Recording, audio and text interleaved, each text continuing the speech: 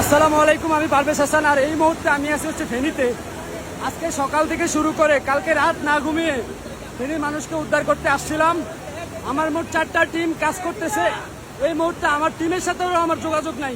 আপনাদের যদি দেখাই, আল্লাহ একমাত্র আল্লাহ রক্ষা করতে পারে ফেনীবাসীকে। যে স্রোত এখানে মনে হচ্ছে আজকে রাত্রেই সব ধ্বংস হয়ে যাবে, একমাত্র আল্লাহ পাক ছাড়া এটা কেউ থামাতে পারবে না। আমার জীবনে আমি অনেক বন্যাতে গেছি, কিন্তু এরকম সিচুয়েশন আমি আমার বাপের জন্ম দেখি নাই। মানে আমার নিজের এখন বুক ফেটে কান্না হইতেছে যে আমি কেন আসলাম, আমার এরকম মনে হইতেছে। আপনাদেরকে দেখাই, এদিকে দেখাই, এটা হলো বিশ্ব রোড। আমি এরকম বন্যা আর দেখিনি। এটা হচ্ছে বিশ্ব রোড। বিশ্ব রোডের ভিতরে পানির অবস্থা দেখেন আপনি।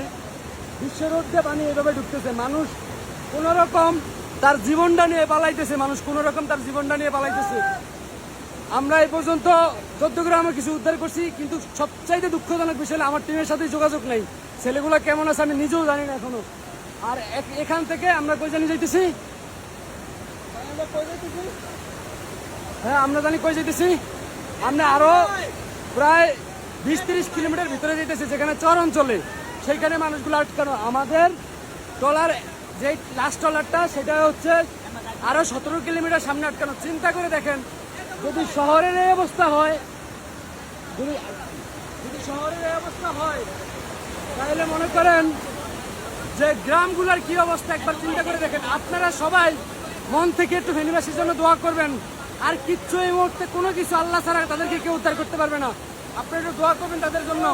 আল্লাহ একমাত্র হেফাজতকারী, আর কেউ তাদেরকে রক্ষা করতে পারবে না।